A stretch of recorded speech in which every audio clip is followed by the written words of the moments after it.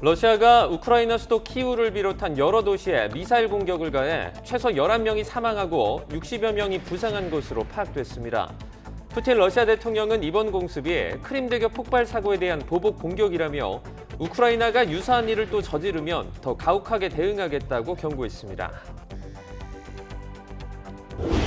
조 바이든 미국 대통령이 러시아의 무차별적인 미사일 공습에 대해 푸틴이 우크라이나 국민을 상대로 시작한 불법 전쟁의 잔인함을 다시 보여준다고 밝혔습니다. 서방국들은 우크라이나에 대한 추가 지원을 약속했고 유엔은 총회를 열고 러시아를 규탄하는 결의안을 논의할 예정입니다. 미국 정부는 북한 김정은의 대화 거부에도 불구하고 여전히 외교적 접근에 전념하고 있다며 북한이 대화에 나설 것을 촉구했습니다. 앞서 김정은 위원장은 전술핵 운용부대 훈련을 지도하면서 적들과 대화할 내용도 없고 그럴 필요성도 느끼지 않는다고 밝혔습니다. 지난해 세계 7번째로 잠수함 발사 탄도미사일 SLBM 개발에 성공한 국방과학연구소에서 최근 5년 동안 160명이 넘는 연구 인력이 퇴사한 것으로 YTN 취재 결과 파악됐습니다. 상대적으로 낮은 처우가 인력 유출 원인으로 지목됩니다. 오늘 법제사법위원회가 감사원에 대한 국정감사를 벌입니다. 서해 공무원 피격과 관련해 문재인 전 대통령에게 서면 조사를 요청한 내용 등을 두고 여야의 치열한 격돌이 예상됩니다. 오늘부터 비자 없이 개인이 자유롭게 일본 여행을 할 수 있습니다. 코로나19 이후 2년 7개월 만인데 우리나라 관광객의 일본행 항공편과 숙소 예약이 폭증한 것으로 나타났습니다. 삼성 바이오로직스가 의약품 단일 공장으로 세계 최대 규모를 자랑하는 인천 송도 4공장을 오늘 가동합니다. 이재용 삼성전자 부회장이 공장을 찾아 생산시설을 둘러보고 임직원을 격려할 가능성이 있습니다.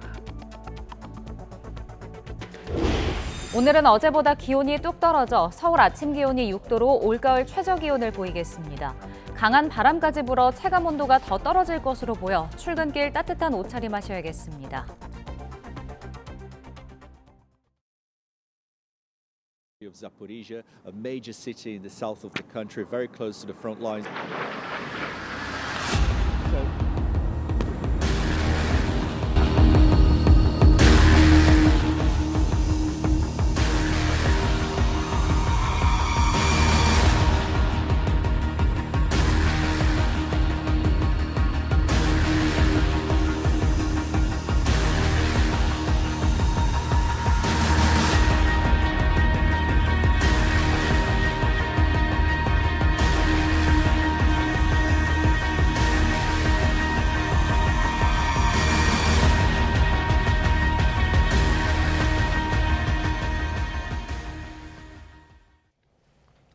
시청자 여러분 안녕하십니까? 10월 11일 화요일 굿모닝 YTN 2부 시작합니다. 키이우 등 우크라이나 주요 도시에 대한 러시아의 대규모 보복 공습으로 인한 사상자가 수십 명을 넘었습니다. 우크라이나는 민간인들을 상대로 한 테러라고 비난했지만 벨라루스까지 본격 참전할 것으로 보여 전쟁이 더욱 격화될 것으로 우려됩니다. 보도에 이상순 기자입니다. 러시아의 공습을 받은 우크라이나 중부 도시 드니프로입니다. 주택가 도로 한복판에 거대한 구멍이 뚫렸고 폭발 충격으로 사상자가 속출했습니다. Це цивільні мирні мешканці нашого улюбленого міста, які підверглися жорстокому терористичному нападу російських. 비슷한 시각 수차례 미사일 공격을 받은 수도 키이우에서도 인명 피해가 컸습니다. 우크라이나 수도 키이우에 러시아의 미사일이 떨어진 건 70여일 만입니다. 러시아 공습의 목표물은 민간인 거주지와 발전소 등 주요 인프라였습니다. Допомагаємо одне одному, віримо в себе, відновлюємо усе зруйноване. Зараз можуть бути тимчасові перебої з електрикою, але ніколи не буде перебоїв з нашою впевненістю. 야외 영상 메시지로 우크라이나의 항전을 독려했지만 전쟁은 더욱 격렬해질 전망입니다. 러시아의 맹방 벨라루스가 본격적인 참전 가능성을 시사했습니다. 러시아와 합동 기동부대를 구성해 서쪽 접경 지역에 배치하겠다고 밝혔습니다. Военно-политическое руководство Североатлантического альянса и Рада европейских стран уже в открытую рассматривает варианты возможной агрессии против нашей страны вплоть до нанесения ядерного удара. 러시아의 추가 공격 가능성이 있는 키이우는 지하철역에 대피 행렬이 이어졌습니다.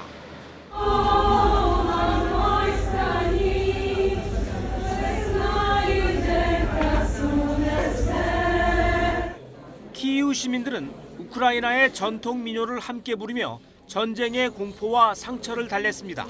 YTN 이상순입니다. 조 바이든 미국 대통령은 러시아의 우크라이나 키이우에 대한 무차별적인 미사일 공격에 대해서 푸틴이 우크라이나 국민을 상대로 시작한 불법 전쟁의 잔인함을 다시 보여준다고 밝혔습니다. 바이든 대통령은 성명을 통해 러시아의 미사일 공격으로 민간인이 숨지고 다쳤으며 군사 용도가 없는 표적이 파괴됐다며 이같이 규탄했습니다. 또 이번 러시아 공격은 시간이 걸리더라도 우크라이나 국민과 함께하겠다는 우리의 약속을 더 강화할 뿐이라며 러시아가 명분 없는 적대 행위를 중단하고 우크라이나에서 병력을 철수할 것을 거듭 촉구한다고 밝혔습니다. 유럽연합 EU가 21세기에 있을 수 없는 만행이라며 우크라이나에 대한 지원 의지를 재차 강조했습니다. 호세프 보렐 EU 외교 안보정책 고위 대표는 트위터에 올린 글에서 우크라이나 키이우 등에 대한 러시아의 미사일 공습에 깊은 충격을 받았다며 이는 21세기에 있을 수 없는 만행으로 최고로 강력히 규탄한다고 말했습니다. 주요 7개국 G7은 이와 관련해 현지 시각 11일 긴급회동을 하고 대책을 논의하기로 했다고 볼로드미르 젤렌스키 우크라이나 대통령이 밝혔습니다. 안토니오 구테르스 유엔 사무총장은 우크라이나 수도 키이우 등 주요 거점에 대한 러시아의 미사일 공습을 강력 규탄했습니다. 스테판 듀자리크 유엔 사무총장 대변인은 현지 시각 10일 성명을 통해 러시아의 미사일 공습에 큰 충격을 받았다며 이같이 밝혔습니다. 또 러시아 공습은 위기를 고조시키는 행동으로 용납할 수 없다며 민간인이 가장 큰 희생을 치르고 있다고 덧붙였습니다. 이런 가운데 유엔은 10일 오후에 총회를 열어 우크라이나 영토에 대한 러시아의 불법 병합 시도를 규탄하는 결의안을 논의할 계획입니다. 북한은 노동당 창건 77주년을 맞아 최근 보름간 탄도미사일 훈련 장면을 전격 공개하면서 핵 위협 수위를 한층 끌어올렸습니다. 김정은 북한 국무위원장은 남한을 겨냥한 전술핵 훈련을 직접 지도하면서 핵 전투력 강화를 강조했고 대화 가능성은 일축했습니다. 보도에 이교준 기자입니다. 그동안 침묵을 지켜오던 북한이 노동당 창건 기념일에 전술핵 운용부대의 훈련 장면을 대거 공개했습니다. 지난달 25일 저수지에서 쏜 잠수함 발사 탄도미사일 SLBM을 비롯해 최근 보름간 7차례의 탄도미사일 발사 장면을 한꺼번에 공개한 것입니다. 훈련을 직접 지도한 김정은 위원장은 핵 전투력이 신속 정확한 작전 역량을 견지하고 있다고 높이 평가했습니다. 대화 대신 핵 전투력 강화에 더욱 매진할 것이란 입장도 강조했습니다. 최강의 핵 대응 태세를 유지하며 더욱 백방으로 강화해 나가리라는 기대와 확신을 표명하셨습니다. 그러면서 적들에게 더욱 명백한 신호를 보내야 한다며 추가 도발을 예고했습니다. 지난달 핵무력 정책 법제화에 이어 전술핵 무기 고도화로 한미의 확장 억제력을 제압할 수 있음을 과시하려는 행보로 해석됩니다.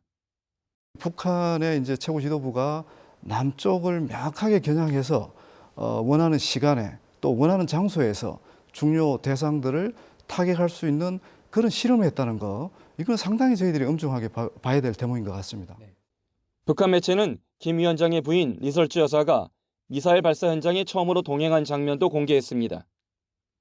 노동당 창건 77주년 기념일을 맞아 김 위원장의 핵무력 증강 성과를 대대적으로 보도하며 체제 결속을 다지는 모습입니다. 북한은 이 밖에 전투기를 150여 대나 동원해 공중 무력 시위를 벌이는 등 한미 연합훈련을 빌미로 긴장 수위를 끌어올리고 있습니다. YTN 이교준입니다. 북한이 이번에 공개한 미사일 발사 장면을 보면 특이한 점이 몇 가지 눈에 띕니다.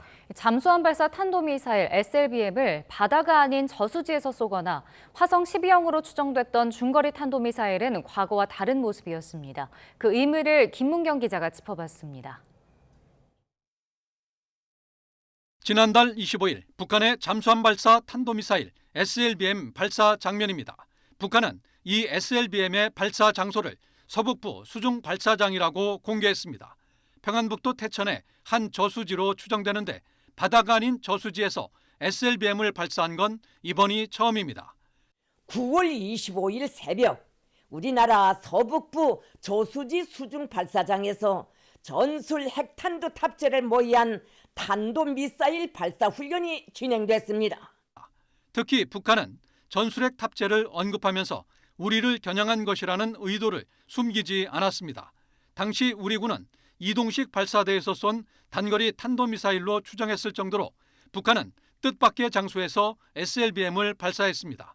장소를 바꿔가며 중단거리 미사일을 섞어 쏘거나 기차에서 미사일을 발사하는 것처럼 우리의 요격이나 선제 타격을 피하기 위해 SLBM도 발사 장소를 다변화하고 있다는 평가입니다. 발사 지점을 다변화함으로써 군은 정보당국을 기만해서 충격 효과를 달성하려는 의도로 보여지고요. 표적을 명중하는 것까지 보여줌으로써 기술력을 과시하려는 의도로 보여집니다. 지난 4일에 발사한 중거리 탄도미사일도 과거와 다른 모습입니다. 당시 화성 12형으로 추정됐지만 과거에 비해 탄두가 짧고 뭉툭해졌으며 보조 엔진 없이 주 엔진만으로 4,500km를 비행했습니다. 이로 미뤄 화성 12형과는 다른 신형 중거리 탄도미사일로 추정됩니다. 최근 며칠 사이 다양한 미사일과 발사 장소를 과시한 북한은 이번 훈련에서 핵탄두 운용과 안정성을 검증했다고 강조했습니다. YTN 김문경입니다. 계속해서 미사일 실험을 강행하며 대화가 필요 없다는 북한 김정은의 입장에도 불구하고 미국은 외교적 해법에 집중하겠다는 기존의 방침을 재확인했습니다. 하지만 핵실험 위협을 높이고 있는 북한을 당장 대화의 장으로 끌어낼 방법이 마땅치 않다는 게 문제입니다. 워싱턴에서 권준기 특파원입니다. 김정은이 직접 전술 핵 훈련을 지휘하며 최근까지 미사일 도발을 이어간 데 대한 입장을 YTN이 미 국무부에 물었습니다. 국무부 대변인실은 북한의 미사일 발사를 규탄하면서 유엔 안보리 결의 위반이라는 점을 거듭 확인했습니다. 계속된 탄도미사일 시험은 불법적이고 주변 지역과 국제사회에 위협이 되고 있다는 점을 분명히 한 겁니다. 지난주 일본 국민을 위협한 중거리 탄도미사일 발사에 대해서는 구체적인 성격을 평가하고 있다고 밝혔습니다. 5년 만에 일본 열도를 넘긴 미사일 발사의 의도가 뭔지 여전히 파악 중인 것으로 보입니다. 또 한미일 군사훈련을 미사일 발사 이유로 든 북한 구실을 반박하며 우리의 방어적 조치가 그들의 불법적 행동을 정당화한다는 주장을 거부한다고 강조했습니다. 특히 북한 김정은이 대화할 생각이 없다고 밝혔음에도 미 국무부는 여전히 대화로 풀겠다는 입장을 재확인했습니다. 북한과의 외교적 해법에 전념하겠다며 대화에 나설 것을 촉구한다는 겁니다. 앞서 존 커비 백악관 국가안보회의 전략소통조정관도 북한과 조건 없는 대화에 나서겠다는 점을 강조했습니다. In fact, we've communicated, Martha, that we are willing to sit down with them without preconditions at the negotiating table to work towards that end, without preconditions. 진행자는 미국의 노력이 번번이 실패했다는 점을 지적했지만 커비 조정관은 더 진전된 해법을 내놓지는 못했습니다. 우크라이나 전쟁에 더욱 정신이 팔리고 있는 미국은 한반도 상황까지 더 긴장을 높이고 싶지 않은 분위기지만 북한 핵실험 가능성은 높아지고 있어 미국의 고민이 한층 깊어지고 있습니다. 워싱턴에서 YTN 권중입니다.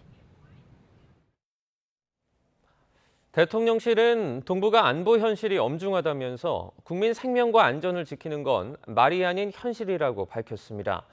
북한의 공개 경고에도 민주당의 친일 국방 공세에도 일단 전략적인 침묵을 선택한 모습입니다. 조은지 기자입니다. 적들과 대화할 내용도 필요도 없다며 전술핵 과시에 나선 김정은 북한 국무위원장. 한미일 연합훈련을 극단적 친일 국방으로 규정한 이재명 더불어민주당 대표. 안팎으로 한반도 위기감이 고조되는 상황 속에 대통령실이 최근 안보 상황 관련 입장이라며 짧은 두 문장을 내놨습니다.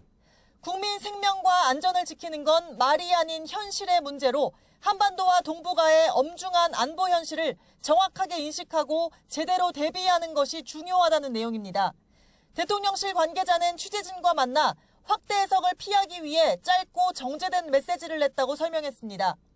전날 굳건한 한미동맹, 한미일 3자 안보협력으로 국민을 지키겠다는 장문의 메시지를 내놓은 이후 이튿날엔 사실상 맞대응을 자제한 겁니다. 대통령실은 현재 동북아 상황은 어느 순간 치명적인 실제 위험으로 번질 가능성이 있다고 보고 있습니다. 러시아가 우크라이나에, 중국이 타이완에 그랬듯 핵이 있는 나라와 없는 나라의 무력 충돌, 즉 도발의 도미노 속에 북한도 언제든 행동에 나설 수 있다는 겁니다. 북한이 7차 핵실험 강행 의지를 보이는 가운데 대통령실은 한미일 3국 공조만이 해법이라는 인식이 뚜렷합니다. 북한 말폭탄에 일일이 응수하기보단 한미 간 확장 억제를 강화해 도발 의지부터 누리겠다는 것이 핵심입니다. 대통령실은 민주당의 친일 프레임 역시 대응하지 않을 방침인데 해묵은 정쟁에 거리를 두고 엄중한 안보 현실에 철저히 대비하겠다는 뜻입니다. YTN 조은지입니다. 윤석열 대통령은 오늘 용산 집무실에서 국무회의를 주재합니다. 오늘 국무회의에서는 신성장 기술, 산업에 대한 지방세제 지원을 강화하는 내용 등을 담은 관계 법률 개정을 비롯해 47개 안건이 다뤄질 예정입니다. 윤 대통령은 오후에는 역시 용산 집무실에서 스페인과 브라질 등 6개국 주한대사에 대한 신임장 제정식을 개최합니다. 국회 법제사법위원회는 오늘 오전 10시부터 감사원에 대한 국정감사를 진행합니다. 감사원의 문재인 전 대통령 서면조사 요청과 표적감사 논란, 유봉호 감사원 사무총장과 이관섭 국정기획수석의 문자 메시지 등이 도마 위에 오를 전망입니다. 한국전력공사와 자회사들에 대한 국회 산업통상자원 준소벤처기업위원회의 국정감사에서는 전기요금 인상과 탈원전 정책 등에 대한 질의가 예상됩니다. 국회 문화체육관광위원회가 문화재청 등을 대상으로 진행하는 감사에서는 청와대 이전 논란을 두고 여야의 신경전이 이어질 것으로 보입니다.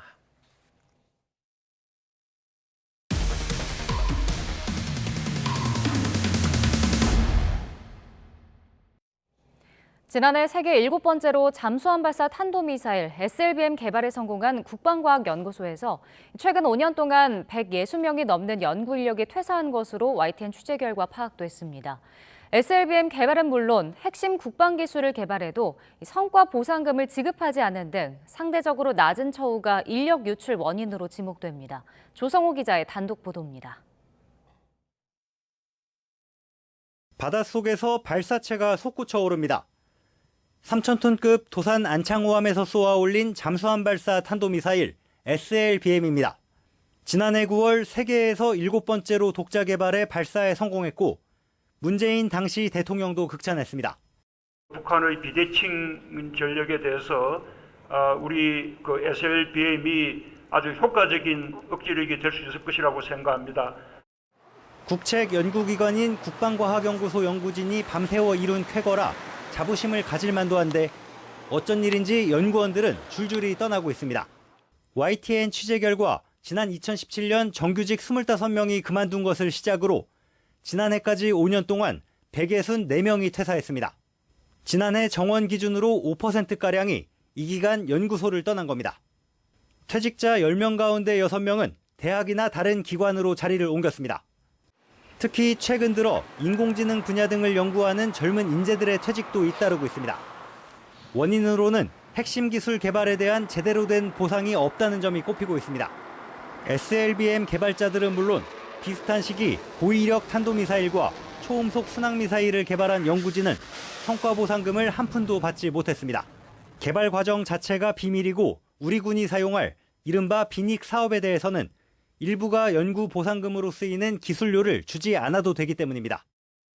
그나마 수출할 때 1% 지급하던 기술료마저도 2019년부터는 받지 못하도록 하면서 보상받을 길은 더 좁아졌습니다. 국방과학연구소가 의뢰한 연구에서 근속연수를 반영해 분석한 평균 연봉 수준은 9천만 원, 정부 출연기관 31곳 가운데 20번째입니다.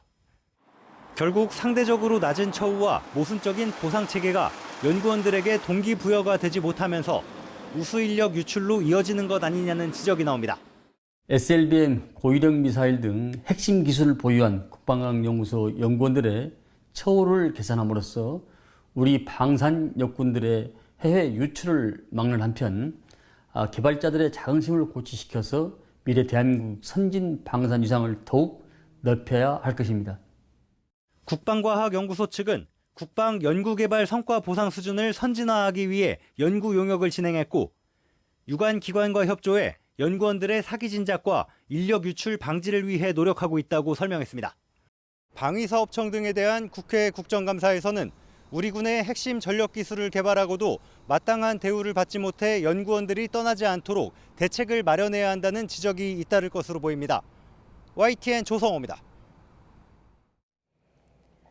군부대에서는 병영 생활 전문 상담관이 장병들의 적응과 심리 상담을 돕고 있습니다.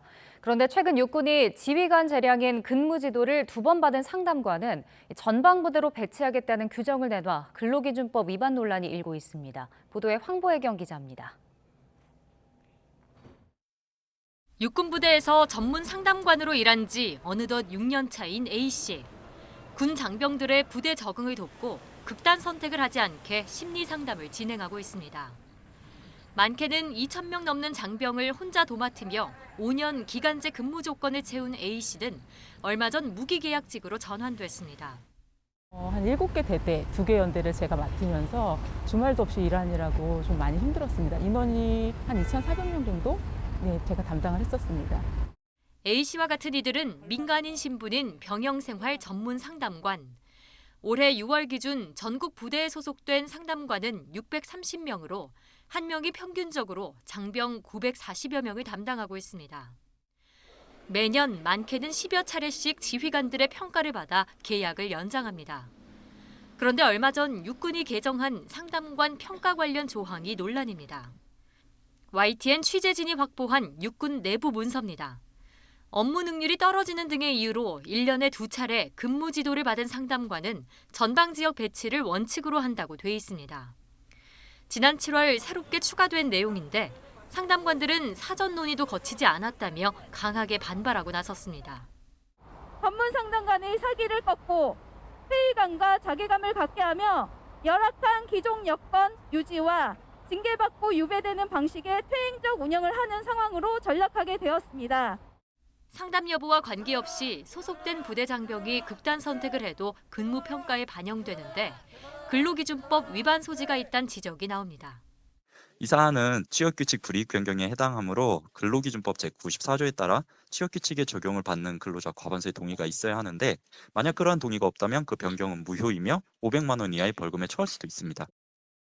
이 같은 지적에 대해 국방부는 전문 상담관들의 노동 조건 개선을 위해 노력해왔다면서 앞으로도 상담관에게 필요한 감정노동 대책 등을 마련하겠다고 밝혔습니다. 불이익한 변경이라고 그렇게 되어 있습니다. 우리 장관님은 이 상황을 알고 계세요? 고용 조건을 좀 더 개선시키기 위해서 노력을 하겠습니다. 상담관들은 국방부의 제도 개선을 촉구하고 현실이 개선되지 않으면 국방부 장관을 근로기준법 위반 등 혐의로 고발한다는 방침입니다. YTN 황보혜경입니다. 오미크론 변이에 대응하기 위해 개발된 코로나19 개량 백신의 접종이 오늘부터 시작됩니다. 60살 이상 고령층과 면역 저하자, 감염 취약시설 입원자 등이 먼저 접종하며 우선 접종 대상이 아니더라도 자녀 백신에 한해 접종을 신청할 수 있습니다. 개량 백신은 마지막 접종일이나 코로나19 확진일로부터 120일이 지나야 맞을 수 있습니다. 삼성 바이오로직스가 의약품 단일 공장으로 세계 최대 규모를 자랑하는 인천 송도 4공장을 오늘 가동합니다. 삼성 관계자는 삼성 바이오로직스가 이번 달을 목표로 추진 중이던 4공장이 오늘 첫 부분 가동에 들어감에 따라 이재용 삼성전자 부회장이 4공장을 찾아 생산시설을 둘러보고 임직원을 격려할 가능성이 있다고 말했습니다. 오늘 아침 출근길은 기온도 떨어진 데다 바람까지 불어서 꽤 춥겠습니다. 겨울이 갑자기 찾아온 듯 기온이 뚝 떨어진 날씨에 어제 강원도에서는 올해 첫눈이 내렸습니다. 김지선 기자입니다. 해발 고도 1,600여 미터 설악산 대청봉 일대에 첫눈이 관측된 시각은 새벽 6시. 앙상한 나뭇가지 위로 눈이 제법 쌓였고 등산로 곳곳이 하얗게 물들었습니다. 강원도 화천군 광덕산에서도 이른 새벽부터 눈발이 날렸습니다.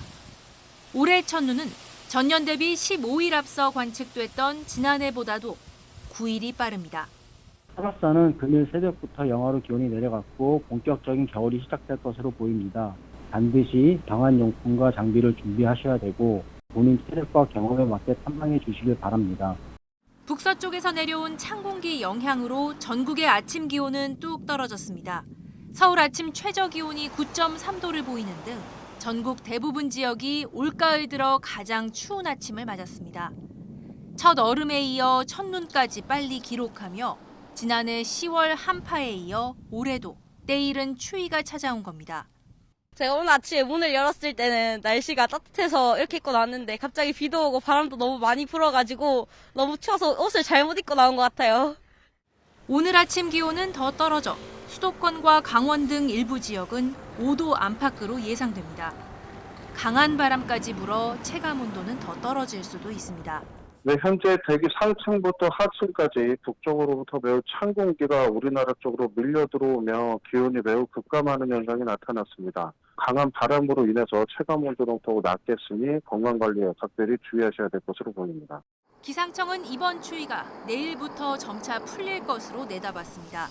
하지만 기온이 큰 폭으로 널뛰게 할 가능성이 커 건강관리에 비상이 걸렸습니다. YTN 김지선입니다.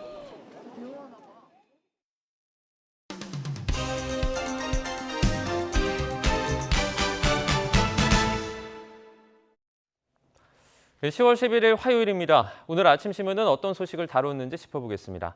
이현웅 아나운서가 주요 내용 정리해왔습니다. 어서 오세요. 안녕하십니까. 첫 번째 기사입니다. 네, 어제가 이제 북한 노동당 창건 77주년 기념일이었습니다. 북한 매체들이 다양한 사진들을 공개를 했는데요. 그중에서도 유독 눈에 띄는 사진이 있죠? 맞습니다. 오늘 신문 일면 대부분에 이 사진이 실려 있었는데요. 네. 중앙일보 일면 준비해봤습니다. 지난달 25일 북한이 쏘아올린 잠수함 발사 탄도미사일 SLBM의 모습인데요. 북한은 사진과 함께 저수지 수중발사장에서 탄도미사일 발사 훈련이 진행됐다라는 내용도 함께 공개했습니다. 네. 이에 대해서 전문가들은 완전히 새로운 방식이라고 평가하고 있는데요. 저수지에 이렇게 발사대를 설치할 경우 사전 징후 포착이 어렵고 원점 타격 역시도 힘들다면서 상당히 위협적이라고 했습니다. 우리의 킬체인을 무력화할 수 있다고 본 거죠. 한편 북한이 지난 8일 전투기 150대를 동원한 대규모 항공훈련을 한 사실도 함께 전해졌는데요. 북한은 800여 대의 전투기를 보유한 걸로 파악이 되지만 기체 노후화 혹은 부품 수급 문제 등으로 실제 운용할 수 있는 비율은 10%에 못 미치는 걸로 평가되어 왔습니다. 네. 그렇기 때문에 이번 훈련은 가용한 공중 전력을 모두 끌어모은 걸로 추정된다고 하는데요. 하지만 그럼에도 어떻게 150대나 가동할 항공유를 조달했는지는 의문이 남는다고 했습니다. 그동안 북한은 항공유가 충분하지 않다고 평가되어 왔는데 이번 공중훈련은 북한이 항공유 비축분이 있다는 걸 과시하는 성격이 있다고 기사에서는 전하고 있었습니다. 네, 이번에 언론 반응 등을 보면 이 사진을 두고 기상천외하다, 전문가도 놀랐다, 또 이런 반응들이 좀 눈에 띄었습니다. 그렇습니다. 다음 기사입니다. 우크라이나 상황인데요. 이 사진이 지금 계속해서 많이 퍼지고 있습니다. 지금 키우에 우리나라 삼성전자가 입주해 있는 건물인데요. 사진을 자세히 보면 마치 공격을 좀 당한 것 같아요. 예, 그렇습니다. 이 건물이 직접 공격을 받은 건 아니고요. 네. 한 150m 정도 떨어진 곳에 미사일 공격을 받으면서 그 충격의 여파로 유리창 등이 파손된 모습 지금 사진에 나와 있습니다. 네. 직원들은 대부분 재택근무를 하거나 인근 국가로 철수해서 근무 중이었는데요. 주 우크라이나 한국대사관 관계자는 이번 피격으로 피해를 본 우리 국민은 아직까지는 없는 걸로 파악된다고 전했습니다. 네. 러시아가 이렇게 공격에 나선 건 크림대교 폭발을 우크라이나의 소행으로 결론지었기 때문인데요. 폭발 이후에 러시아 내 강경파의 목소리가 커지고 또 자존심에 상처를 입은 푸틴 대통령의 분노가 더해지면서 이렇게 대규모 공격 지시로 이어졌다는 분석이 나오고 있습니다. 총 12개 주요 도시에 70여 발 미사일을 쏜 걸로 파악이 되고 있는데요. 이전 공격들과는 달리 외곽에서 보다 시내 중심부로 미사일을 쐈다는 분석들도 잇따라 나오고 있습니다. 네. 한편 미국이 푸틴의 탈출구를 고민한다는 내용의 기사도 함께 있었는데요. 점점 더 막다른 길로 몰아갈 경우에 핵 버튼을 누르는 선택을 할 수 있기 때문에 체면을 살려주면서 전쟁을 종료시킬 필요가 있다고 한 겁니다. 다만 푸틴 대통령, 핵을 그동안 시사했던 건 서방이 이런 고민을 두고 분열되기를 노린 거라는 해석도 나오고 있고요. 또 자칫 러시아의 침공에 정당성을 부여하는 우를 범하게 될 수도 있다고 말하고 있었습니다. 네, 다음 기사로 국회 상황도 보겠습니다. 오늘부터 2주차 국회 국정감사가 시작이 됩니다. 그런데 묻지마 증인 채택 문제가 다시 불거지고 있죠. 네, 그렇습니다. 동아일보에 실린 기사인데요. 제목을 보시면 국감장에서 3시간 40분 동안 대기하고 한마디도 못하고 나왔다라는 제목입니다. 네. 동아일보가 작년에 일반 증인이 출석한 국감을 전수 분석한 내용을 바탕으로 기사를 쓴 겁니다. 작년에 국감에서 증인들은 한 명당 평균 3분 41초 정도 답할 시간이 있었다고 합니다. 그런데 제목에서처럼 4시간 가까이 국감장에 머물렀지만 단 1초도 답변 기회를 얻지 못한 경우도 있었습니다. 그러다 보니까 일단 부르고 보자라는 식의 증인 채택 문제에 대한 지적이 나올 수밖에 없는데요. 이런 문제는 이번 국감에서도 비슷하게 펼쳐질 가능성이 크다고 기사에서는 보고 있었습니다. 이번 국감에 참석한 한 대기업 관계자가 이런 말을 했다고 합니다. 막상 국감장에 나와도 제대로 답할 기회가 없어서 곤혹스럽다라는 얘기를 했다고 하는데요. 네. 게다가 그 짧은 답변도 대부분은 죄송하다, 또 모른다, 노력하겠다라는 내용이 많았던 것으로 분석되면서 과연 내실 있는 국감이 진행됐느냐에 대한 지적이 나온다고 했습니다. 정치권 내에서도 이렇게 반복되는 문제 제기에 대해서 국감을 개편할 필요가 있다는 의견이 나오고 있었는데요.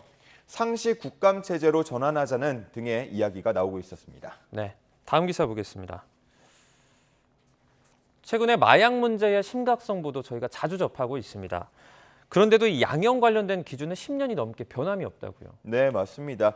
몇 가지 사례를 말씀을 드릴 텐데요. 네. 4개월 동안 9차례에 걸쳐서 대마를 구입해서 흡입한 사람, 선고유예 판결을 받았다고 합니다. 네. 또 1년 반 동안 12차례에 걸쳐서 대마를 구매하거나 판매하고 또 자택에서 직접 재배를 하면서 흡연까지 한 사람은요. 징역 2년에 집행유예 3년을 선고받았다고 합니다. 비교적 처벌이 좀 가볍다라고 느껴질 수 있겠는데요. 최근 마약 범죄가 급증하면서 양형 기준을 개정하고 처벌을 강화해야 한다는 목소리가 커지고 있다고 합니다. 현재 양형 기준은 2011년 3월에 개정된 내용을 따라서 투약 및 단순 소지, 매매 및 알선, 그리고 수출입 및 제조, 대량범 이렇게 4가지로 나누고 있다고 하는데요. 이후에 2015년과 2020년 일부 개정이 되긴 했지만 대량범에 대한 형량 기준만 일부 강화됐을 뿐이었다고 합니다. 투약이나 소지, 매매, 수출입 등에 대해서는 10년 넘은 양형 기준을 그대로 따르고 있다고 볼 수 있겠는데요. 작년에 기소된 마약사범 4,700여 명 중에 2,000여 명, 그러니까 44%는 1심에서 집행유예를 선고받았다고 합니다. 이에 대해서 법무부는 양형위원회에 상향 조정이 필요하다는 의견을 냈다고 하고요. 전문가들도 마약 범죄 양상이 다양해진 만큼 양형 기준도 더 세분화할 필요가 있다고 지적하고 있었습니다. 네. 김영란 양형위원장은 지난 4일 국감에 출석해서 전반적으로 재검토할 필요가 있다면서 양형 기준을 개정할 뜻을 내비치기도 했습니다. 네, 다음 기사입니다. 네, 아래쪽입니다. 제목을 보시면요. 직원의 감시자가 된 CCTV라고 이 제목이 쓰여져 있습니다. 어떤 내용이죠? 네, 그렇습니다. 서울신문이 직장갑질 119에 제보된 내용들을 분석한 결과 이 CCTV와 관련한 제보가 144건 있었다고 합니다. 화장실에 가는 길목에 CCTV를 설치해서 아니 왜 화장실을 간 지 20분 만에 나왔냐라면서 근태를 지적하는 경우가 한 가지 사례로 나와 있었습니다. 네. 회사 측은 화재 감시용이다라는 입장이었다고 하는데요. 전문가들은 CCTV를 설치할 때 개인정보 침해를 최소화하라는 조항이 있긴 하지만 구체적이진 않다고 지적하고 있었습니다. CCTV가 설치된 곳에서 일하는 노동자들은 늘 감시당하는 기분이라고 하는데요. 전문가들은 이럴 경우 우울 증상이 나타나거나 건강에 위험하다는 연구 결과가 많다고 지적하고 있었습니다. 네. 또 재택근무를 하더라도 감시당하는 경우가 많다는 기사도 있었는데요. 5분 이상 마우스를 움직이지 않으면 자동으로 회사에 보고되도록 하는 경우도 있었다고 하고요. 또 자동으로 10분에 한 번씩 노동자의 컴퓨터 화면을 캡처하는 경우도 있었습니다. 역시나 전문가들은 진화하는 감시 프로그램이 노동자에게 얼마나 위협적일 수 있는지 논의를 시작하고 관련 규제를 마련해야 한다고 말하고 있었습니다. 이 CCTV는 원래 어떤 외부의 침입이나 돌발 상황을 감시하는 역할이었는데 이제는 좀 그렇지도 않은 것 같습니다. 그렇습니다. 다음 기사입니다. 네, 오늘부터 일본으로 자유여행이 다시 시행이 되죠. 네, 맞습니다. 오늘부터입니다. 오늘 0시부터니까 이미 시작이 됐다고 볼 수가 있겠는데요. 네. 2년 7개월 만에 외국인의 무비자 단기 체류가 허용됐습니다. 이제 코로나 이전처럼 관광이나 여행 목적의 일본 방문이 가능해졌다고 볼 수 있겠는데요. 백신을 3차례 접종했다는 증명서를 소지하거나 출발 72시간 전 검사에서 음성 판정을 받았다는 증명서를 제출하면 됩니다. 일본에 도착하고 나서는 코로나19 검사를 따로 받거나 아니면 격리를 하지 않아도 됩니다. 이번 조치가 발표된 후 한국에서 출발하는 일본 여행 예약이 한 달 사이에 20배나 증가했다는 그런 내용도 있었습니다. 기시다 후미오 총리는 입국 완화 조치로 연간 5조 엔 이상의 경제 효과를 일으키겠다는 목표를 밝히기도 했습니다. 네, 알겠습니다. 오늘 굿모닝 브리핑은 여기까지 듣겠습니다. 고맙습니다. 감사합니다.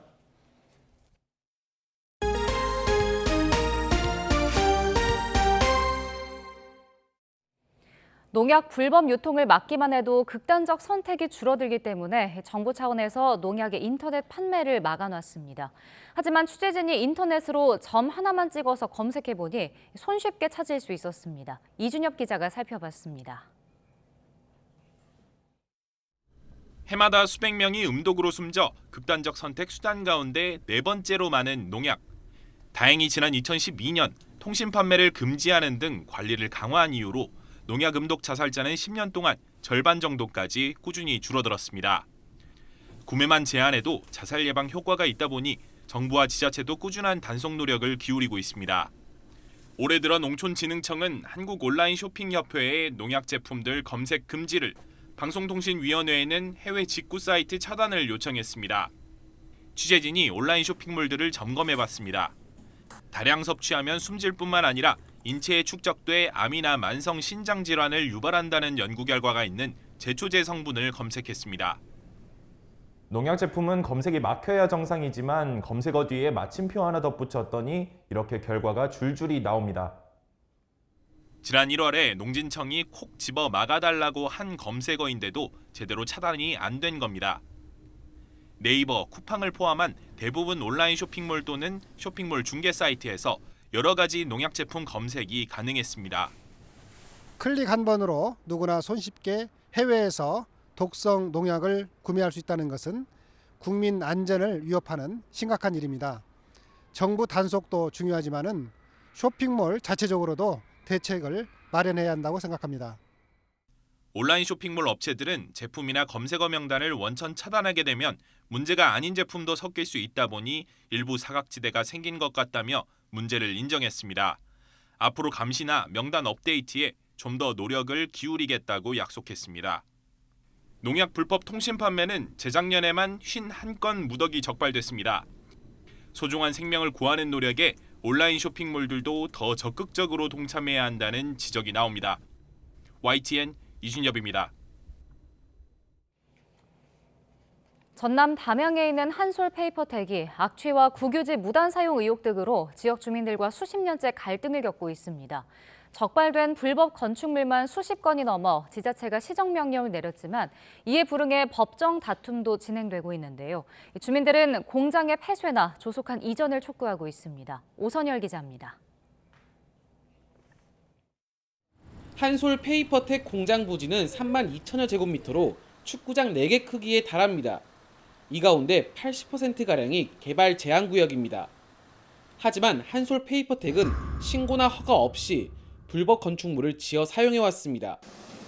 마을 주민이 다니던 길을 막거나 국유지에 담을 두르고 공장 시설을 증축하는 등 지난 2018년부터 적발된 불법 건축물만 70건이 넘습니다. 소음, 악취, 이런 매연 같은 것이 엄청나게 품어내고 있는데 이런데 모든 불법 건축물을 불법으로 영업을 하는 한솔제도에 대해서 앞으로 강력하게 제 주민들은 뜻을 모아 좀 투쟁을 하겠습니다. 공장 실태 조사를 마친 담양구는 한솔 페이퍼텍의 불법 건축물에 대한 시정 명령을 내렸습니다. 하지만 공장 측은 위법 여부가 명확하지 않거나 법적인 판단이 필요하다며 21건에 대한 시정 명령 처분 취소 소송을 제기했습니다. 하지만 최근 열린 항소심 재판에서 일부 배관시설과 방음벽 설치 등 5건에 대해서만 시정명령 처분 취소가 받아들여졌습니다. 담양군으로부터 허가를 받지 않는 것이 명백한데 그것도 그 취하를 시킨 것도 저희들은 대단히 좀 판결에 좀 의구심이 좀 있습니다. 법적인 싸움을 또 떠나서라도 기필코 이렇게 주민들의 건강한 삶, 그 환경권을 좀 보장받기 위해서 담양군은 시정명령 처분 취소가 내려진 일부 시설에 대해서 상고 여부를 검토하고 있습니다. YTN 오승열입니다.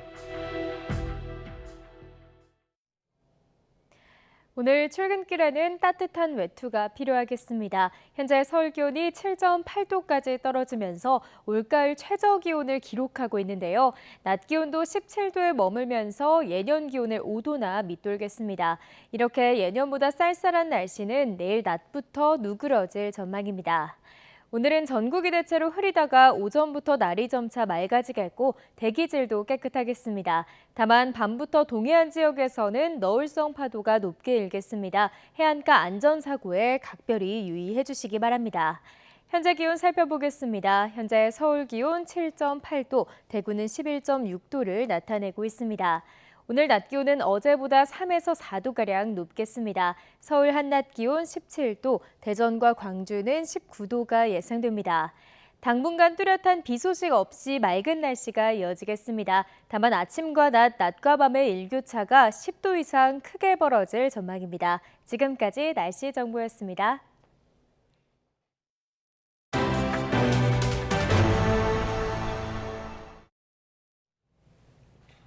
지난달 말 정부가 경기도 파주와 안성 등 수도권 5곳과 지방 대부분을 규제 지역에서 전면 해제하면서 부동산 시장에 어떤 영향을 줄지 관심을 끌었습니다. 현장을 돌아보니 발표 직후에 반짝 집값이 올랐지만 고금리 부담으로 다시 하락세로 바뀌었습니다. 최기성 기자가 취재했습니다.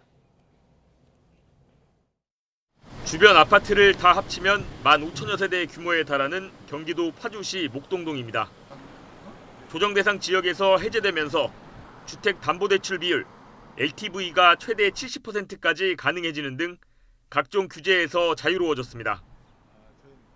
주변 공인중개사들에게 분위기가 어떤지 묻자 크게 달라진 게 없다고 입을 모읍니다. 똑같아요. 팔려는 사람 있지만 해내는 사람은 없고 거기나 여러 가지 혜택들 주고 유도를 하면 시장이 조금 바뀔 텐데 그러지 않은 상황입니다. 규제 지역 해제 직후 기대감에 호가를 올리는 매도인도 있었지만 지금은 오히려 더 집값이 낮아졌다는 겁니다. 네, 조정적 풀었을 때는 하루 이틀 하다가 다시 침체되고 있어요. 오늘 이제 좋다 올렸는데 다시 금리 올라가고 하니까 다시 침체기로 다시 왔어요. 제가 봤을 때는 더 떨어졌어요. 조정 대상 지역에서 빠진 수도권 5곳 매물 건수를 보면 해제를 발표한 지난달 21일과 일주일, 2주일 뒤를 비교해도 소폭 증감만 이뤄졌을 뿐입니다. 해당 지역 매매가격 지수 추이 역시 하락폭 차이만 있을 뿐 내림세가 이어지고 있습니다. 비규제 지역으로 묶였는데도 집값이 반등하지 않고 있는 셈입니다. 보통 규제 지역 해제는 부동산 시장의 호재로 받아들여지지만 거래가 활발해지거나 집값이 오르는 모습은 보이지 않고 있습니다. 전문가들은 수도권에서도 주택 수요가 많지 않은 외곽 지역 위주로 규제가 풀렸고 금리가 추가로 오를 가능성이 있는 만큼 매수 심리가 살아나지 않고 있다고 평가합니다. 시장에 미치는 영향은 제한적일 전망입니다. 추가 금리 인상, 경기 침체 등으로 집값 하락 전망이 우세한 상황이라 규제 해제만으로는 매수 심리 개선을 기대하기는 어렵습니다.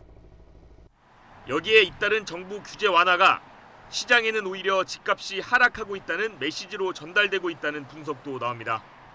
현재 규제 상황은 규제 완화의 역설일 수도 있다고 보고 있는데요. 규제 완화가 이런 외곽 지역의 경우에는 가격의 추가적인 하락에 대한 시그널로 시장이 받아들이고 있는 것이죠. 장기적으로 실수요자 중심으로 매수 심리가 회복할 수도 있지만 당분간 전반적인 하락 추세가 바뀌기는 어려워 보입니다. YTN 최기성입니다. 김장철을 앞두고 값비싼 배추를 시세의 절반 가격에 예약 주문을 받는 마트 행사가 문전성시를 이루고 있습니다. 정부는 다음 달부터 배추값이 내려갈 것으로 전망하지만 예년과 비교하면 여전히 비싼 수준이라 올해 김장 부담은 커지게 생겼습니다. 보도에 윤혜리 기자입니다. 마트 입구에 배추 상자가 가득 쌓여 있습니다. 장을 보러 온 고객들이 삼삼오오 몰려듭니다.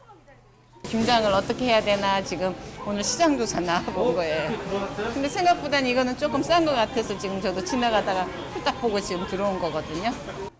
본격적인 김장철은 아직 한 달 정도 남았지만 이곳에선 절임 배추를 시세의 반값에 사전 판매하고 있습니다. 20kg 한 상자 가격은 36,900원으로 한 포기에 5,000원 꼴입니다. 많이 걱정돼요. 그래서 포기할까 해요. 그 정도로 많이 물가가 올라가고. 올해 여름 이른 무더위와 함께 폭우와 태풍이 이어지면서 작황이 좋지 않았던 배추값은 95%까지 치솟아 한때 한 포기에 10,000원이 넘기도 했습니다. 최근엔 8,000원까지 떨어졌지만 여전히 지난해보다 60% 정도 비쌉니다. 4인 가구 기준 지난해 평균 김장 비용은 전통시장 35만 5천 원, 대형마트 41만 9천 원으로 재작년보다 각각 8.2%, 5.8% 올랐습니다. 올해는 배추뿐 아니라 무와 건고추, 깐마늘 등 다른 재료 가격도 올라 비용 부담은 더 커질 걸로 보입니다. 농림축산식품부는 김장철인 다음 달부터 배추 가격은 하향 안정될 걸로 분석했습니다. 가을 배추 생산량이 지난해보다 12% 늘어나 물량 공급에 차질이 없을 거라고 설명했습니다. 배추 공급량은 앞으로 점차 확대되어 김장철엔 충분한 물량이 공급될 것으로 보고 있습니다. 농식품부는 이달 말 김장철 수급 안정 대책을 발표할 계획입니다. YTN 윤혜리입니다.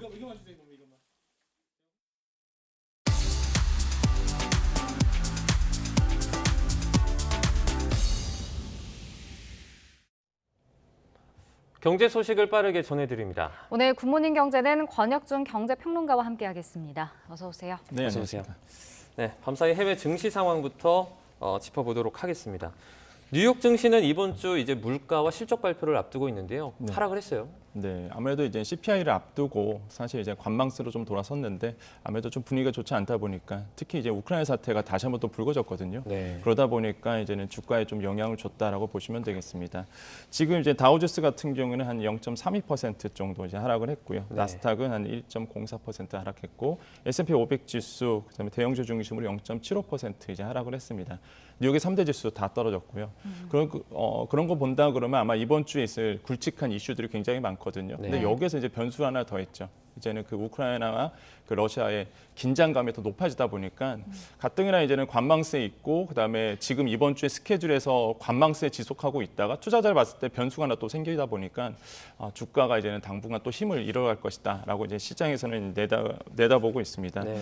실제 또 이번 주에 우리나라에서 좀 보셔야 될 굵직한 이슈들 뭐 11일에 같은 경우는 국제통화기금 IMF죠. 여기서 이제 세계 경제 전망을 이제 발표를 합니다. 네. 사실 지난 6일 같은 경우에 이제 인터뷰를 했을 때에 그 이제는 경제 성장률, 전 세계 경제 성장률을 한 2.9% 하향 조정할 것이다라고 이미 밝힌 상태고요. 네. 또한 올해 경제 성장률은 그대로 이제 3.2% 정도 유지한다라고 밝힌 상태였는데 이번에 좀 특징이 뭐냐면 이게 이제 조정될 것으로 보고 있고 무엇보다 이번에 세계 경제 성장률에 대해서는 이제 우리나라 수치도 이제 같이 좀 발표를 하게 됩니다. 그래서 우리나라가 좀 집중을 하고 있는 것이고요. 이미 그 7월에 IMF는 우리나라의 경제 성장률 2.3% 이렇게 내다보고 있는데 아마 2분기 GDP 성장률을 반영해야 되다 보니까 소폭 상승해서 아마 발표하지 않을까 시장에서 이렇게 전망을 하고 있고요. 네. 12일에는 이제 9월에 FOMC 회의의 그 의사록이 이제 발표가 되죠. 과연 어느 정도 매파적인 발언이 나왔는지가 이제는 확인이 되겠고 그 확인이 된다 그러면 이제는 11월에 FOMC 이거에 대한 이 분위기를 좀 느낄 수 있는 거죠. 예측 가능하기 때문에 그 이제는 의사록 공개 이 부분도 이제는 주식시장에서 관심을 기울이고 있고 그 다음에 이제는 가장 중요한 게 13일에 발표되는 미국의 9월의 그 CPI 지수 그러니까 이제는 소비자 물가 지수인데 굉장히 높습니다. 지금 뭐 소폭 하락하고 있다라고 말씀을 드릴 수는 있겠지만은 그래도 현재 계속적으로 8%대에 올라 있거든요. 그러니까 물가가 굉장히 높고 무엇보다 이제 근원 CPI죠. 소비자 물가, 근원 소비자 물가 지수가 아직도 계속적으로 높은 상태, 오히려 점점 높아가고 있는 상태입니다. 그런 걸 봤을 때 유가는 하락하고 있는데 유가는 어느 정도 계속 떨어지고 있지만은 그만큼 유가를 제외한 다른 지표들이 좋지 않다는 거거든요. 대표적으로 임금입니다. 사실 고임금 같은 경우에 계속되고 있고 주거비 상승되고 있고 그러다 보니까 이제는 당연히 이제는 물가가 계속적으로 오르고 있는 부분이겠고 사실 지난주에 주가가 그나마 생각보다 괜찮았던 이유가 괜찮았다가 다시 소폭 하락했는데 사실 변동폭이 줬던 게 미국의 그 실업률이었거든요. 그러니까 실업률이 오히려 굉장히 떨어진 상태로 나온 거예요.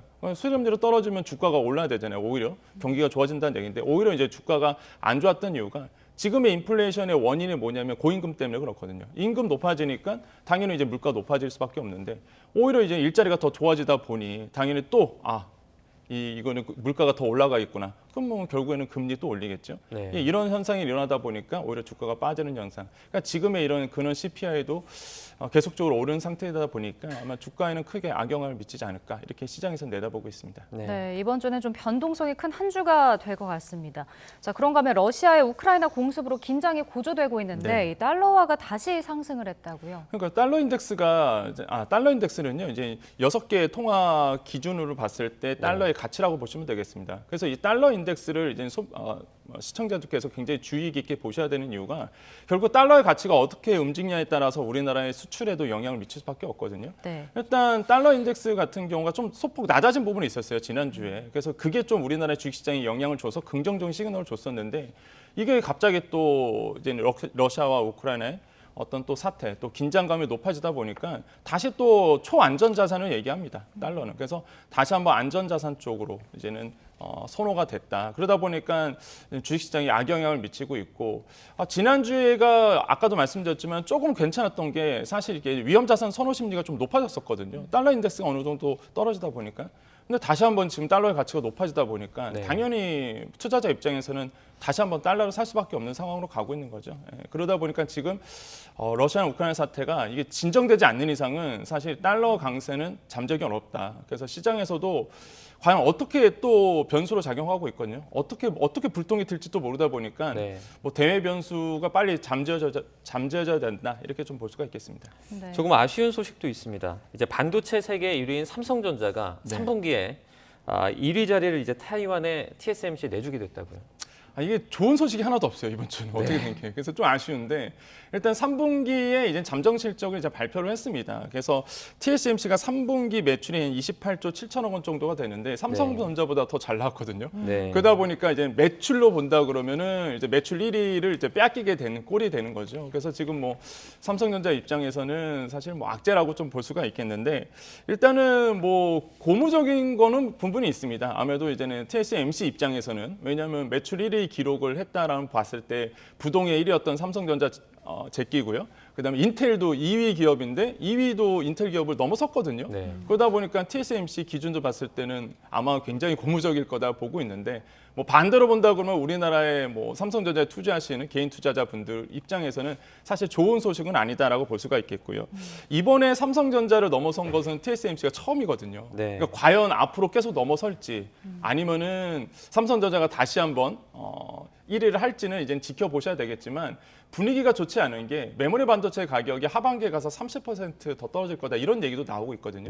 아시겠지만 삼성전자는 메모리 반도체 강자입니다. 디램, 낸드 플래시 강자거든요. 시스템 반도 쪽에서는 굉장히 약합니다. 그래서 삼성전자가 지금 투자하고 있는 게 시스템 반도체 쪽인데 워낙 시스템 반도 쪽에서 TSMC가 잘 나가고 있고요. 그다음에 고객사를 많이 확보한 상태고 이번에 이제는 물량이 다 여기서 이제 나왔기 때문에 그만큼 이제 매출액이 크게 늘었다라고 볼 수만 되겠고요. 이런 점에서 봤을 때 삼성전자가 과연 다시 한번 이제 반도체 매출 1위를 기록할 것인지는 또 좀 더 지켜보셔야 되겠다. 근데 확정치가 나오면 또 모릅니다, 이거는. 이제 지금은 이제 잠정이고 확정이 나와봐야 또 정확하게 알 수 있다고 말씀드립니다. 근데 삼성 같은 경우는 지금 외국 업체들과 경쟁도 좀 치열해지고 있는 것 같은데 애플이 최근에 삼성이 아니고 중국 반도체 업체와 손잡았다 이런 보도가 있더라고요. 이게 뭐 공식 발표가 있었던 건가요? 아니면 논의 중인 건가요? 이미 공식 발표가 됐죠, 사실. 그러니까 이게 애증의 관계입니다, 진짜. 애플은요, 우리나라 입장에서는 참 애증의 관계인데 일단 애플 같은 경우는 이번에 이제 얘기를 했던 것이 중국의 YMTC라고 얘기하고 양쯔 메모리 테크놀로지라고 부릅니다.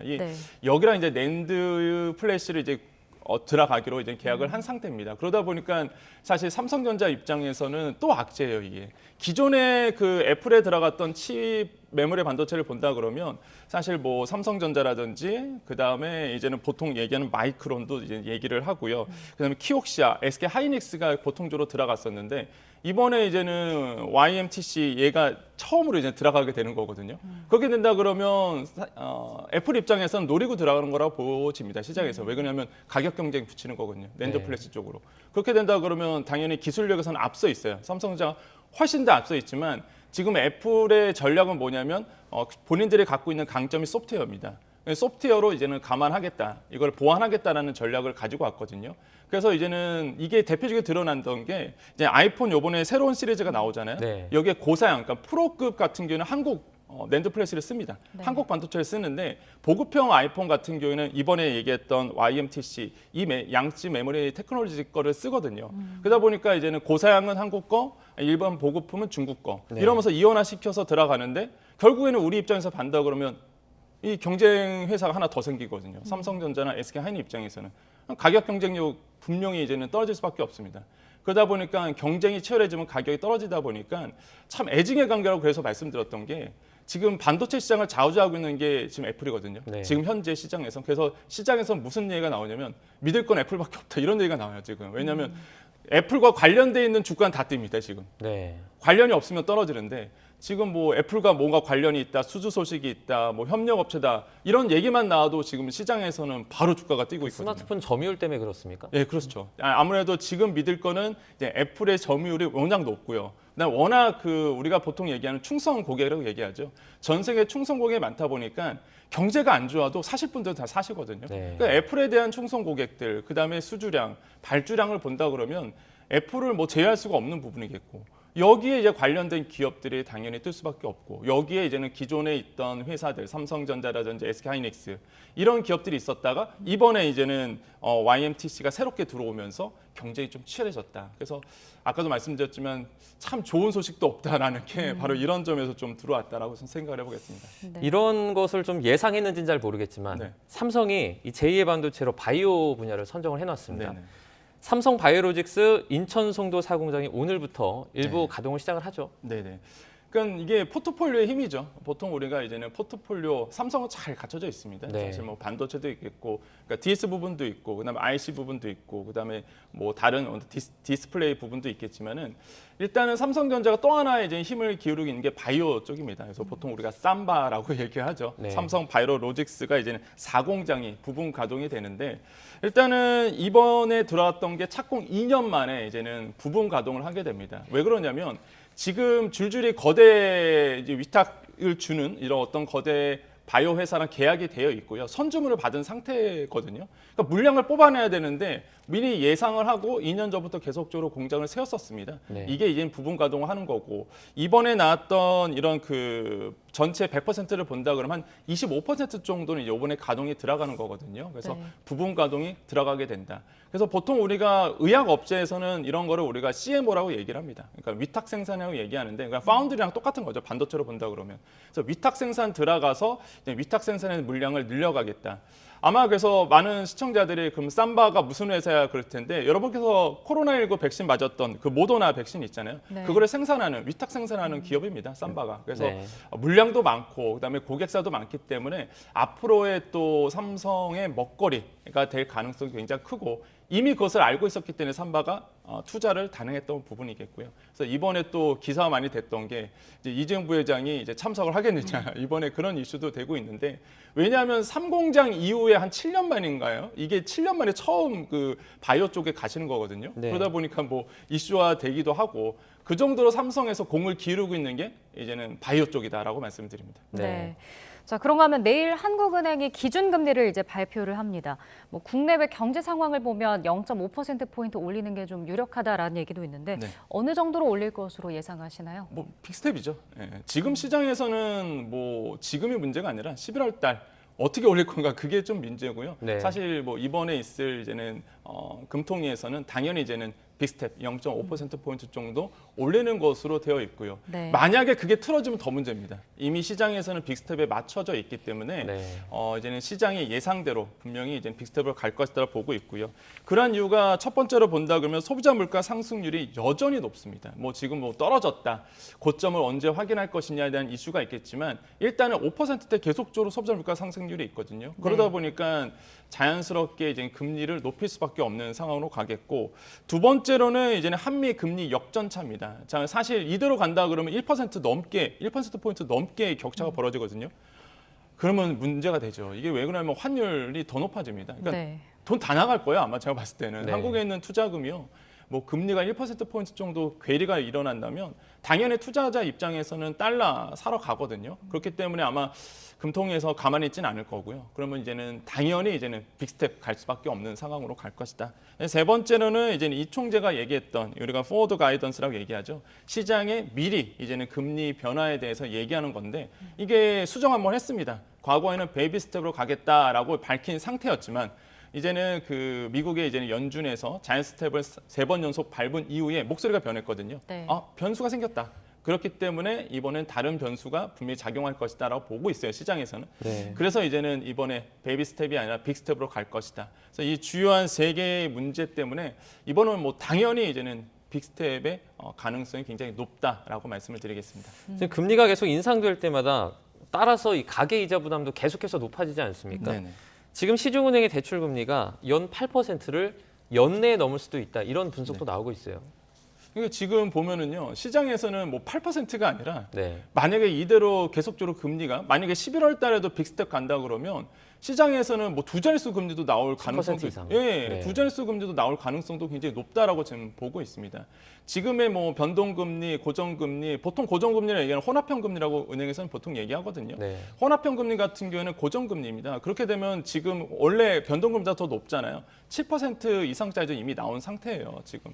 그러다 보니까 지금 시장에서는 주담대 받으신 분들 입장에서 부담이 커질 수밖에 없고, 일단은 혼합금리 같은 경우에는 이제 금융채 5년물로 갑니다. 이 은행채 5년물 기준이기 때문에 이미 이거는 굉장히 높은 상태다 보니까 7% 넘어갔고, 무엇보다 이제 변동금리입니다. 그 다음에 이제 신용대출인데 이 변동금리 같은 경우에도 이제는 7% 넘어간 게 지금 나오고 있거든요. 그 정도로 사실 지금 굉장히 주담대 받으신 분들 입장에서는 굉장히 안 좋은 상황으로 가고 있고, 근데 이렇게 금리가 높아지면 또 왜 안 좋느냐? 시장에서 우려하는 게 지금 침체입니다. 그러니까 지금 이게 금리가 높아졌다, 뭐 금리 때문에 압박을 받는다, 이걸 넘어갔고요. 지금 시장에서는 빠르게 움직이잖아요. 걱정하는 게 사실 금리가 올랐기 때문에 오는 경기 침체를 지금 우려하고 있는 부분이거든요. 소비가 줄어들게 됩니다. 처분가능 소득이 줄다 보면은요, 당연히 소비자들은 지갑 안 엽니다. 그러면 당연히 지갑 안 열면 경기 침체가 빠르게 도래하거든요. 물론 연준이나 아니면 금통위에서, 한국은행에서 중앙은행들이 요구하는 것이긴 한데 물가가 높다 보니까, 하지만 생각보다 더 빠르게 경기 침체가 오고 그 경기 침체가 길어질 것으로 보고 있기 때문에 지금 시장에서는 이런 부분에 대해서 이제는 우려스러운 목소리가 나오고 있고, 특히 아까 말씀드린 것처럼 지금 변동금리나 고정금리가 상단을 계속적으로 오르고 있다. 그래서 연말에는 한 8%대의 뭐 고정금리, 변동금리가 나올 가능성도 커졌다라고 볼 수가 있겠습니다. 지금 마이너스 통장 쓰는 분들 많이 계시잖아요. 네네. 뭐 최근에 뭐 비상금 대출 이런 것도 있고, 신용 점수가 거의 만점, 1000점 만점이라고 해도 이 금리가 계속 올라가면 이자가 계속 올라가지 않습니까? 그럼요. 그러면 이런 분들은 어떻게든 원금을 갚는 수밖에 없습니까? 지금 보통 시장에선 반반입니다. 투자 관점에서 본다 그러면 마통 정도는 남겨줘야 된다. 왜냐하면 내가 일단은 써야지만 나가는 돈이겠고요. 일단은 어느 정도 파일을 어느 정도 남겨놔야 된다라는 얘기가 나오고 있거든요. 그래서 사실 시장에서 투자 관점에서 본다 그러면 마통 정도는 좀 남겨두는 게 좋지 않겠느냐라고 보고 있지만, 사실 또 그게 이제 차주들마다 다릅니다. 아무래도 내가 이제는 가처분 소득이 좀 줄어들 수밖에 없는, 생활의 질이 떨어질 수밖에 없다 그러면 당연히 말씀하신 것처럼 마통 갚아내는 게 당연히 좋겠지만은, 일단은 뭐 마통을 남겨놔야 사실 투자의 시기가 왔을 때 손쉽게 또 투자할 수 있는 게 마이너스 통장이라고 보거든요. 투자자 입장에서는, 개인 투자자 입장에서는. 그러다 보니까 좀 반반으로 갈려 있다라는 게 아마 팩트인 것 같고, 원론적으로는 당연히 갚는 게 낫겠죠. 당연히 이제는 금리가 높아지다 보니 이제 계속적으로 변동금리는 높아질 것이고, 코피스 금리 계속 높아지거든요. 그럼 자연스럽게 이제는 시장 금리가 높아지다 보니까 당연히 마통 같은 경우는 갚아내는 게 좋겠다라는 게 원론적이지만 근데 실무로 들어가면은 또 실전으로 들어가면 또 그렇지 않은 또 의견도 많습니다. 그러다 보니까 이거는 차주들의 어떤 능력에 따라서 달라질 분위기다라고 말씀을 드리겠습니다. 짧게 하나만 더 여쭤볼게요. 마이너스 통장 같은 경우에는 고정금리를 어떻게 바꾸는 방법은 없습니까? 사실 변동금리가 기준으로 되어 있기 때문에 계속적으로 금리가 오르는 상태에서는 마통 같은 경우는 금리가 계속 높아질 수밖에 없다. 그래서 이런 부분에서 좀 주의를 하셔야 되겠고 봤을 때 지금 뭐 고정금리가 나오는 이유는 주담대 쪽에서 나오는 부분이거든요. 사실 뭐 신용대출 같은 경우에는 사실 어려운 부분이고 지금 정부에서도 이제 우려스러운 부분 주담대 같은 경우가 변동금리 받으신 분들을 고정금리로 안심전환 대출이 대표적인 케이스인데 이 정책금리로 바꿔주는 분위기이지 사실 개인의 어떤 의지에 의해서 받았던 마이너스 통장이라든지 신용대출은 사실 그거를 이제는 뭐 고정금리로 바꿔준다는 그런 정책은 사실 형평성이 맞지는 않습니다. 시장에서는. 그러다 보니까 아마 그런 얘기가 나오는 순간 아마 형평성, 공정성 얘기가 나올 수밖에 없기 때문에 정부도 조심스럽다라고 말씀을 드리겠습니다. 뭐 여러 가지 우려가 지금 현실이 또 되고 있는 것 같은 게 뭐 돈을 끌어모아서 집을 산 그 소위 영끌족이라든지 뭐 고위험 가구의 부실 위험이 실제로도 큰 것으로 집계가 됐다고요. 네, 굉장히 위험합니다. 지금 시장에서도 걱정하는 게 사실 가계대출이에요. 사실 가계대출 때문에 지금 이러지도 못하고 저러지도 못하는 상황인데 보통 우리가 고위험 가구라고 얘기를 많이 합니다. 이게 DSR 40%를 넘어가시는 분들이거든요. 그러니까 DSR 총부채 원리금 상한선입니다. 이 총부채 원리금이 40%, 내 소득이 40%를 넘어간다? 사실 이거를 이제 고위험으로 보는데 이 DSR 40% 넘어가신 분들이 상당히 많으세요. 특히 신용대출 받으신 분들은 대부분 DSR 40%가 넘어갈 수밖에 없습니다.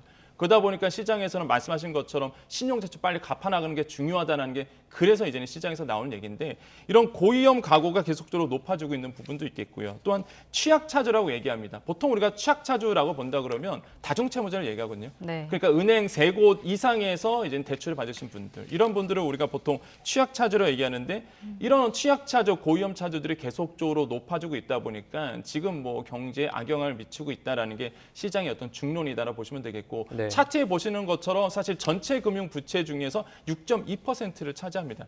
어찌 보면은 아예 저 정도 갖고 왜 그래 그랬을 텐데 사실 금액으로 보면 엄청나거든요, 사실. 그러다 보니까 지금 시장에서 우려스러운 목소리가 그래서 나오고 있고 무엇보다 지금 만약에 그럴 가능성은 없어야 되겠지만은 이런 고위험 차주와 취약 차주가 만약에 무너진다 그러면 이게 개인으로서 끝나진 않습니다. 가장 우려스러운 게 이제는 말 그대로 은행권의 이제 부실화거든요. 채권이 부실하게 되면 당연히 은행권에서는 채권 회수가 안 되다 보니까 이거를 당연히 금융권도 부실해지고 금융권이 부실해지면 또 악영향이 그게 고스란히 기업들의 대출이 안 이루어집니다. 그럼 기업 입장에서는 돈을 빌려서 투자를 해야 되는데 이게 시그널이 어긋나 버리거든요. 그러다 보니까 사실 가계대출의 가장 큰 사회적 문제, 뭐 흔히 얘기하는 시한폭탄이다 이런 표현을 쓰고 있다라고 말씀을 드립니다. 네, 알겠습니다. 여기까지 듣겠습니다. 권혁중 평론가와 함께 경제 이슈들 살펴봤습니다. 고맙습니다. 네, 감사합니다.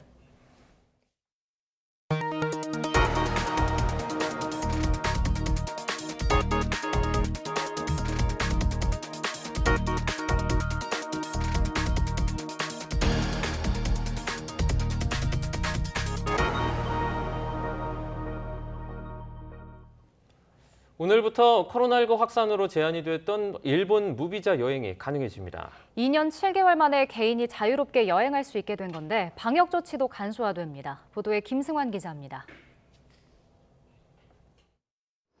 이제 비자 없이도 일본을 자유롭게 여행할 수 있게 됐습니다.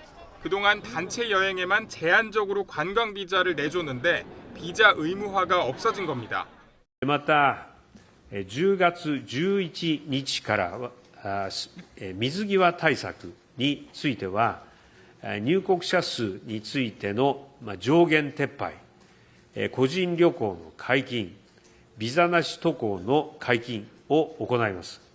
코로나19 방역 절차도 간소화됩니다.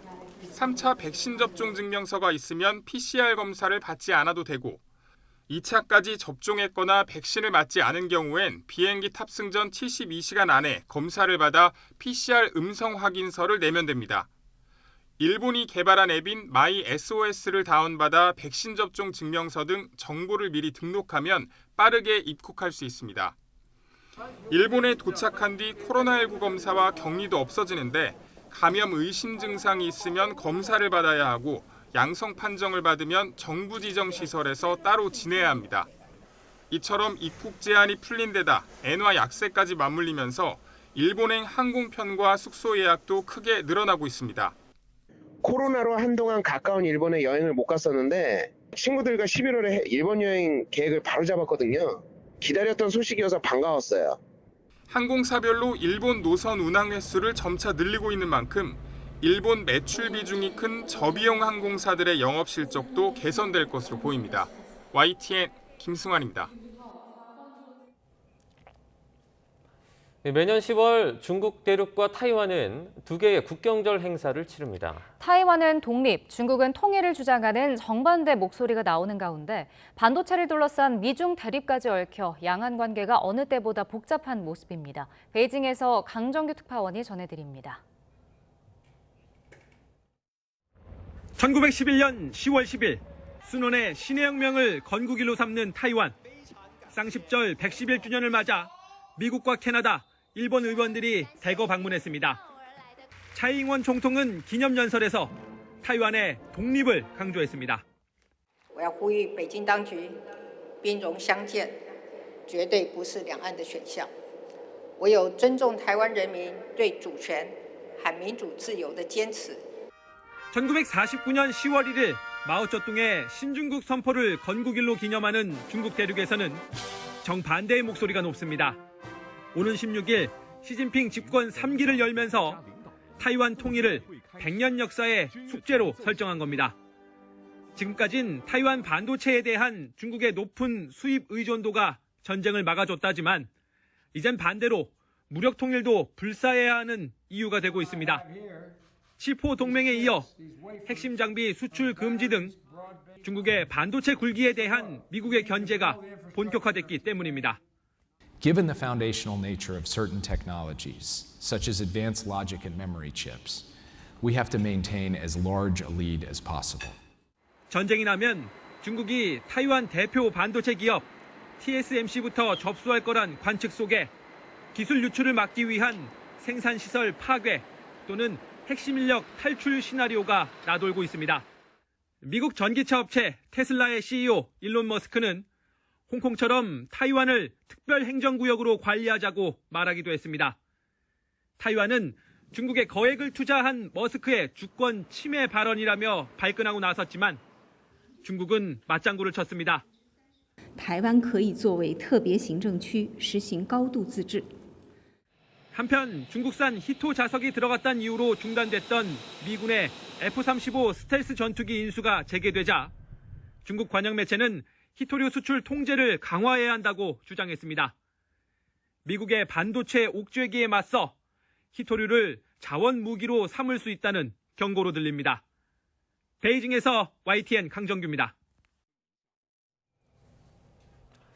영국 중앙은행인 잉글랜드 은행이 이번 주 긴급 채권 매입 종료를 앞두고 현지 시간 10일 추가 시장 안정 조치를 내놨습니다. 잉글랜드 은행은 650억 파운드 규모 긴급 채권 매입은 예정대로 14일 종료하되 그때까지 하루 매입 한도를 50억 파운드에서 100억 파운드로 늘린다고 말했습니다. 또 다음 달 10일까지 새로운 단기 자금 지원 프로그램을 운영한다고 말했습니다. 수십 명이 죽거나 실종된 베네수엘라 산사태와 관련해 한국 교민 피해는 없는 것으로 파악됐습니다.